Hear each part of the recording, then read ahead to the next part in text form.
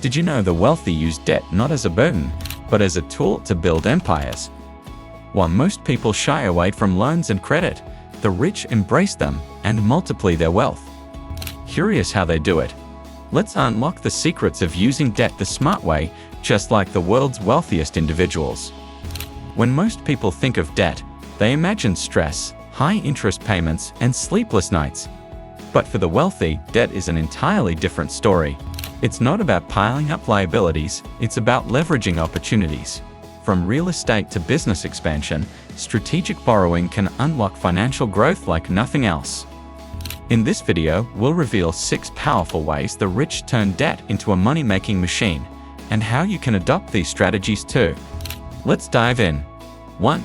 Commercial debt. Most people see debt as a way to buy something they can't afford to pay cash for, such as a car or a house, and they'll spend years or decades paying it off to finally own what they bought. For wealthy people, debt is simply a tool that allows them to build something they can't do on their own or help them accomplish things faster. For the wealthy, debt simply means more resources to grow and accomplish more. If they don't have the funds to buy them right now or prefer to save their money for other reasons, for example, Steve Jobs used debt to make his first big sale for Apple. He was able to sell 50 Apple I computers to the Bytes shop, a local computer store, but there was a problem. He lacked the necessary components. He needed to build those computers, but he didn't have the funds to do so.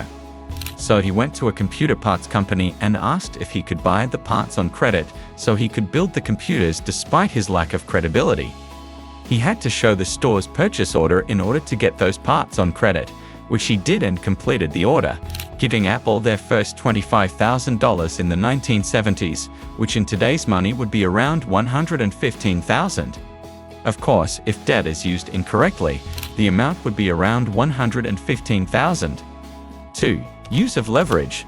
Some people use leverage, which is when they use debt in their investment portfolios to increase their profits. Let's say our friend Tom is able to invest $100,000 in an investment portfolio that yields a 10% annual return.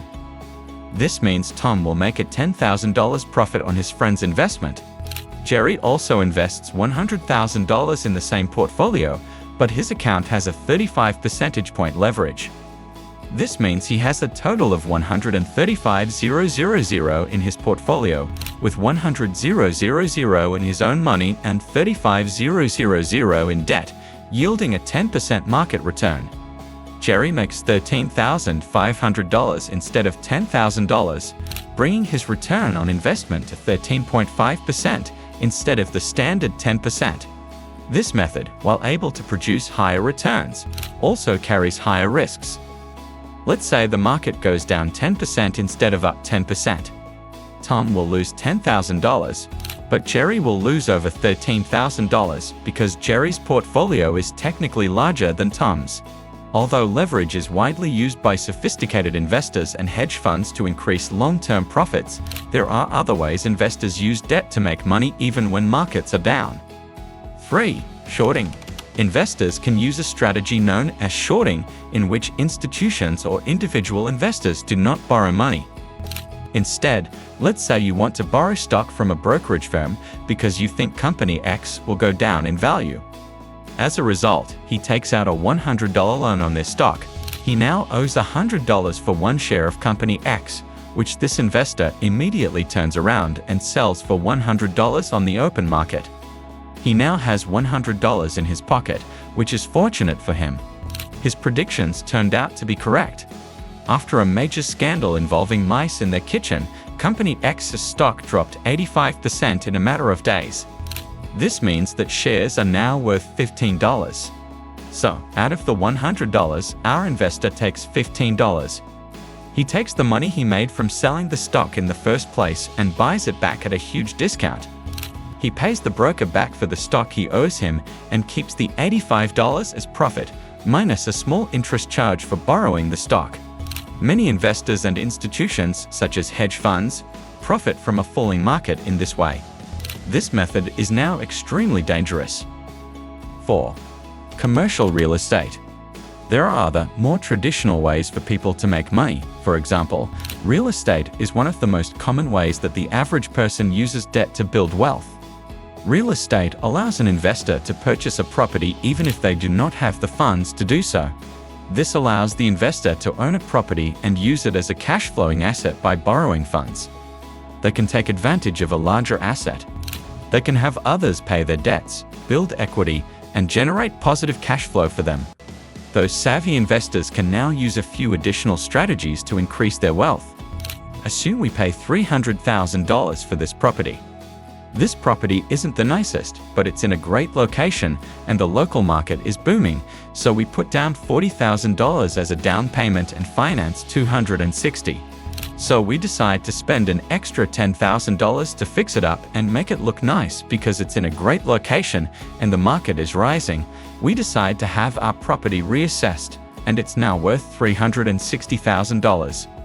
With this new figure, we can go to our bank and refinance the property, add this additional $60,000 to our property's equity, or cash it out, essentially borrowing from our own assets to invest in another. 5. Make money available for investing. When interest rates are low, it is sometimes preferable to finance items we want to buy. If you're going to buy a car for $50,000 and can borrow the money at a 2% interest rate, it might be more cost-effective to finance the car rather than pay cash. If you invest $50,000 in the stock market, you will earn a 10% annual return.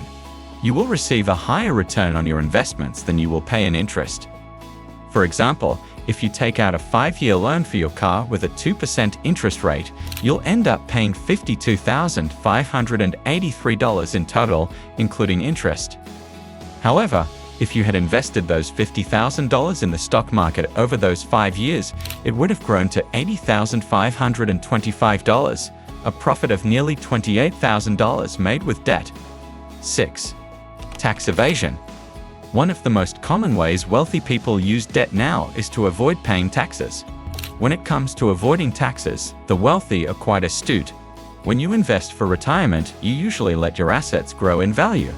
And once you have enough money to retire, you gradually sell your assets or use the cash flow from your assets to fund your lifestyle. However, this means that you will have to pay taxes on this money if you buy stocks or real estate properties and then sell them when you retire. Let's say you put in a lot of effort and now have a real estate portfolio worth $30 million. You're ready to kick back, retire, and enjoy the fruits of your labor. So you sell a property for a $10 million profit to fund your retirement. The sale of this property will result in a $2.3 million capital gains tax to the federal government, plus an additional $1.3 million in state taxes because you live in California. And there you'd have it. 6 incredible ways the wealthy make money with debt. These strategies aren't just for billionaires. They're tools anyone can learn to use with the right mindset and financial education. So, what's stopping you from transforming debt into your wealth-building ally? If you found value in this video, don't forget to like, subscribe, and hit the notification bell for more eye-opening content. Remember, the road to financial freedom starts with knowledge. Until next time, stay inspired and keep building your wealth.